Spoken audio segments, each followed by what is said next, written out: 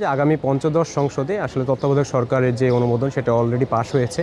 দেখুন, তত্ত্বাবধায়ক সরকারের ইতিহাস যদি আমরা ঘাঁটি, যে কয়টা সংসদ নির্বাচন হয়েছে তত্ত্বাবধায়ক সরকারের আমলে, সেই কয়টা তত্ত্বাবধায়ক সরকারের আমলের নির্বাচন কিন্তু সুষ্ঠু আমরা বলতে পারি। কিন্তু আপনি যখন কোনো দলের অধীনে কোনো নির্বাচন দেখেছেন, একদম আমি যদি মুজিব আমলের কথা বলি, তখন থেকে কিন্তু শুরু হয়েছে ভোট চুরির ব্যবস্থা। এবং তখন থেকে এ পর্যন্ত আপনি 14, 18, 24 ইভেন যে কয়টা নির্বাচন কোনো দল মানে দলের আন্ডারে দেখেছেন, প্রত্যেকটা দলের আন্ডারের ভোটে কিন্তু আপনি দেখেছেন প্রচুর পরিমাণে কারচুপি হয়েছে। সেই জায়গায় আসলে তত্ত্বাবধায়ক সরকারের অধীনে একটা নির্বাচন, সেটা যে কতটা সুষ্ঠু হইতে পারে বা কতটা স্বচ্ছ হইতে পারে, সেটা আসলে আমাদের অলরেডি উদাহরণ হিসেবে আছে। তবে আমার একটা অনুরোধ থাকবে, তত্ত্বাবধায়ক সরকারের অধীনে নির্বাচন হলেও আগামী যে সরকার আসবে তাদের যেন কোনো আপনার নিজস্ব অধীনে কোনো তত্ত্বাবধায়ক সরকার গঠিত না হয়, কারণ তখন দেখা যাবে সেখানে স্বচ্ছতার অভাব থাকবে। কারণ তত্ত্বাবধায়ক সরকার হতে হবে টোটালি একটা নিউট্রাল সরকার, যারা শুধুমাত্র কাজ করবে নির্বাচন নিয়ে। তাদের যদি ওই গভর্নমেন্টের অধীনে বা তাদের অ্যালাইনে যদি নির্বাচিত হয় তারা, এবং তাদেরই মানুষজন যদি সেখানে চলে আসে, তখনও কিন্তু একটা ভোট চুরির একটা সংক্রমণ থাকতে পারে। তাই আমার অনুরোধ থাকবে যেন সেই তত্ত্বাবধায়ক সরকারটা অবশ্যই একটা সুষ্ঠু একটা সরকার হয় এবং সব জায়গা থেকে নিউট্রাল হয়, তবে কিন্তু একটা সুষ্ঠু নির্বাচন আমরা পঞ্চদশ সংসদ নির্বাচনে দেখতে পারবো। তবে আমরা আশা করি চতুর্দশ সংসদ নির্বাচনটাও সুষ্ঠু হবে অন্তর্বর্তী সরকারের আমলে। সুপ্রিম কোর্ট হলো আমাদের সংবিধানের একমাত্র রক্ষক, যে আর কি দেখা যায় যে প্রতিটা গভর্নমেন্ট চায় যে তাদের আর কি ইচ্ছা মতো দেশটা চলুক, বা তারা প্রত্যেকটা গভর্নমেন্ট এ পর্যন্ত যত গভর্নমেন্ট ছিল তাদের সবারই ইচ্ছা ছিল যে সবারই এরকম আকাঙ্ক্ষা থাকে যে আমি স্বৈরাচার হই বা আমি যেমনটা চাই তেমনটা হোক। হ্যাঁ, তো সুপ্রিম কোর্ট সবসময় চেষ্টা করে, তারা পুরোপুরি স্বাধীন হইতে পারে না এখনও যদিও, তারপরেও তারা যে সংবিধানের রক্ষক হিসেবে যে রায়টা দিলেন পঞ্চদশ সংশোধনী, এটা আমরা খুবই আশাবাদী এবং তত্ত্বাবধায়ক সরকার খুব ভালোভাবে রান করবে। এই নির্বাচনে না হলেও পরবর্তী নির্বাচন থেকে তারা যে খুব ভালোভাবে রান করবে এবং এর গঠনতন্ত্র এটাতে একটু পরিবর্তন লাগবে। সংবিধানের তত্ত্বাবধায়ক সরকার সাধারণত আমরা যখন নির্বাচন করব বা আমাদের দেশে যখন একটা নির্বাচন হবে, একটা নির্দলীয় সরকার ব্যবস্থা থাকা প্রয়োজন। যেমনটা আমরা অতীতে দেখেছি, নির্দলীয় সরকার ব্যবস্থা না থাকায় আমাদের যে নির্বাচনগুলো হয়েছে সেগুলো কিন্তু নিরপেক্ষ হয় নাই। এখন বর্তমান যে সরকার, সে কিন্তু তার নিরপেক্ষতা হারায় ফেলছে। আমরা দেখেছি যে এনসিবির যে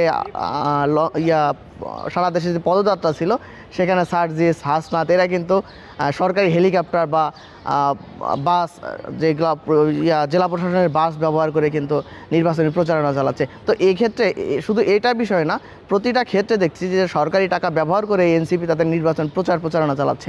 তো এই ক্ষেত্রে বোঝা যায় যে কোনো না কোনোভাবে এই সরকার এই এনসিবিকে একটা দিচ্ছে, আলাদা একটা সুযোগ সুবিধা দিচ্ছে। তো এই সরকার কিন্তু বোঝাই যাচ্ছে যে তার নিরপেক্ষতা হারাচ্ছে। আরেকটা বিষয় যদি আমি বলি, সেটা হচ্ছে এই যে ছাত্র উপদেষ্টা, এরা কিন্তু ছাত্রদেরই প্রতিনিধি। এরা ছাত্রদের প্রতিনিধি বললে ভুল হবে, এরা তো মূলত কিন্তু এই এনসিবির প্রতিনিধি। হ্যাঁ, এরা কিন্তু যখন পদত্যাগ করবে এনসিবি থেকে নির্বাচন করবে।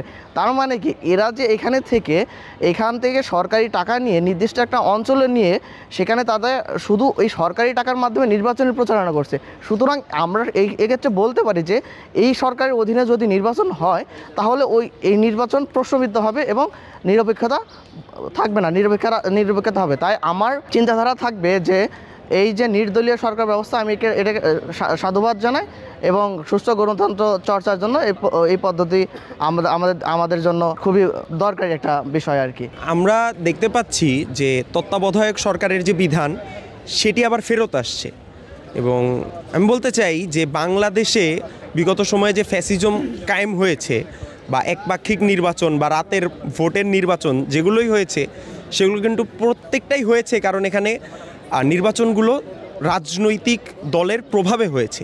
এবং বাংলাদেশে যদি গণতন্ত্র নিশ্চিত করতে চাই, সেখানে তত্ত্বাবধায়ক সরকারের অধীনে নির্বাচন হওয়া ব্যতীত অন্য কোনো সমাধান আমরা দেখতে পাই না। কিন্তু এটাও আসলে শঙ্কার সাথে বলতে হয় যে তত্ত্বাবধায়ক সরকারের বিধান আমাদের দেশে সেই পূর্বের থেকে থাকলেও বিভিন্ন সময়ে যেই সরকারই এসেছে তারা রাজনৈতিক বলে এটাকে পরিবর্তন করেছে। তো এই নতুন সময় আবার যে ফিরে আসছে, আমরা চাই যে সেই বিধানটা যেন খুব সলিড আকারে ফিরে আসে, যাতে এটাকে খুব সহজে কেউ আর পরিবর্তন করতে না পারে। এবং আরও একটা যেটা শঙ্কার বিষয়, আপনারা জানেন যে তত্ত্বাবধায়ক সরকারের যে প্রধান, তিনি প্রধান বিচারপতি, কিন্তু আমরা দেখেছি যে আমাদের দেশের বিচার বিভাগ কখনোই স্বাধীন ছিল না। প্রধান বিচারপতিরা বা অন্যান্য সকল বিচারপতিরা রাজনৈতিক দলের একটা অঙ্গ হিসেবে তারা ছিল। তা আমরা বলতে চাই যে যদি বিচার বিভাগকে এই রাজনৈতিক প্রভাবমুক্ত না করা যায়, তাহলে এই তত্ত্বাবধায়ক সরকার গঠন করেও খুব একটা যে ভালো ফলাফল হবে সেটা আমরা মনে করি না। কিন্তু আমি এটাও আবার বলতে হয় যে বাংলাদেশে গণতন্ত্র নিশ্চিত করতে চাইলে এবং সুষ্ঠু নির্বাচন চাইলে একটা তত্ত্বাবধায়ক সরকারের অধীনে নির্বাচন এবং তত্ত্বাবধায়ক সরকারটা যেন সর্বোচ্চ নিরপেক্ষ হয় সেটাকে নিশ্চিত করার দিকে নজর দিতে হবে। তত্ত্বাবধায়ক সরকার ব্যবস্থা ফিরে আসার মধ্যে দিয়ে এদেশের মানুষ আবার নতুন করে গণতন্ত্র চর্চা করার সুযোগ পাচ্ছে এবং এদেশের মানুষ যে দীর্ঘ 15.5 বছর যে তারা ভোট দিতে পারে নাই, তারা তাদের গণতন্ত্রের চর্চা করতে পারে না, তাদের প্রতিনিধি নির্বাচন করতে পারে নাই, এটা নিয়ে তাদের মধ্যে একটা চাপা ক্ষোভ ছিল। সেই চাপা ক্ষোভের অন্যতম একটা বহিঃপ্রকাশ ছিল 24 সালের জুলাই গণঅভ্যুত্থান এবং 24 সালের জুলাই গণঅভ্যুত্থানের মধ্যে দিয়ে এদেশের মানুষ আপামর ছাত্র জনতা এদেশ থেকে যে একটা ফ্যাসিবাদী শাসন ব্যবস্থা কায়েম ছিল, সেই ফ্যাসিবাদী শাসন ব্যবস্থাকে এদেশের মাটি থেকে বিতাড়িত করেছে এবং তারা বুকের রক্তকে রাজপথে ঢেলে দিয়েছিল শুধুমাত্র একটা গণতান্ত্রিক এবং সাম্য এবং মানবিক বাংলাদেশ বিনির্মাণ করার জন্য। সেই জায়গায় দাঁড়িয়ে যেহেতু আবার নতুন করে এদেশে তত্ত্বাবধায়ক সরকার ব্যবস্থা ফিরে এসেছে, সেজন্য আমরা আশাবাদী এদেশের মানুষ আবার নতুনভাবে তাদের ভোটাধিকার প্রয়োগ করতে পারবে এবং একটা সুষ্ঠু, নিরপেক্ষ এবং অবাধ নির্বাচন তারা অবশ্যই পাবে বলে আমি আশাবাদী এবং এই চর্চা থাকবে। এবং বাংলাদেশের প্রেক্ষাপটে এই ধরনের একটি নিরপেক্ষ সরকার ব্যবস্থা থাকা সবচেয়ে বেশি জরুরি। এই কারণে যদি না আগের মতো যদি এই দেশের বুকের মধ্যে আবার একটা ফ্যাসিবাদী শাসন ব্যবস্থা কায়েম হয়ে যায়, তখন একটা সরকার ফ্যাসিস্ট হয়ে উঠবে এবং যে মানুষের যে কথা বলার অধিকার, মানুষের যে বাকস্বাধীনতা সেটা থাকবে না এবং গণতন্ত্রের যে একটা মুক্ত চর্চা সেটা থাকবে না। এজন্য এই তত্ত্বাবধায়ক সরকার ব্যবস্থা বাংলাদেশের প্রেক্ষাপটের জন্য অত্যন্ত গুরুত্বপূর্ণ একটা সিদ্ধান্ত। সেই জায়গা থেকে আমরা আশাবাদী এদেশের মানুষ আবার নতুন করে তাদের ভোটাধিকার প্রয়োগ করতে পারবে এবং তাদের পছন্দের প্রতিনিধি নির্বাচন করতে পারবে এবং এই বাংলাদেশটাকে এগিয়ে যাওয়ার জন্য একটা সুষ্ঠু, একটা অবাধ এবং একটা নিরপেক্ষ নির্বাচন ব্যবস্থা কায়েম হবে বলে আমরা আশাবাদী। তত্ত্বাবধায়ক সরকার যে আবার আমাদের অর্থাৎ নেক্সট ইলেকশনের পরের ইলেকশনে আসতেছে, এটা একদিক দিয়ে আমি হেল্পফুল বলবো, আবার একদিক দিয়ে শর্টকামিংসও আছে। দুইটাই আমি যদি বলতে যাই যে এখনও পর্যন্ত যতগুলো সুষ্ঠু নির্বাচন হয়েছে তত্ত্বাবধায়ক সরকারের আন্ডারে আমরা দেখেছি সুষ্ঠু নির্বাচনই হয়েছে, কিন্তু এর শর্টকামিংসটা হচ্ছে আমরা 9/11-এর মতো ঘটনা ফেস করেছি। তো আমি বলতে চাই যে যদি তত্ত্বাবধায়ক সরকার ফিরে আসে আবার এবং তত্ত্বাবধায়ক সরকারের আন্ডারে ইলেকশন হয়, তাহলে একটা প্রপার কাঠামো মেনটেন করে আসা উচিত।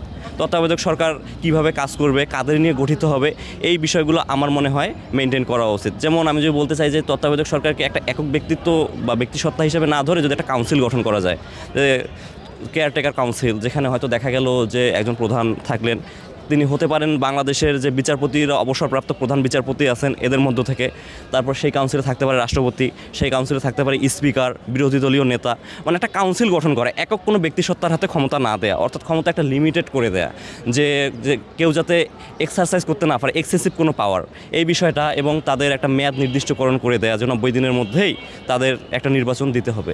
তো আমি মনে করি যে এইসব বিষয়গুলো মেনটেন করলে তত্ত্বাবধায়ক সরকার ইফেক্টিভ। কিন্তু যদি আবার পূর্বের ন্যায় দেখা যাচ্ছে যে একক ব্যক্তি তার হাতে ক্ষমতা দেওয়া হয়, সেক্ষেত্রে আমি বলবো যে তত্ত্বাবধায়ক সরকার হয়তো আবার 9/11-এর মতো ঘটনা আমরা ফেস করতে পারি তত্ত্বাবধায়ক সরকারের আন্ডারে।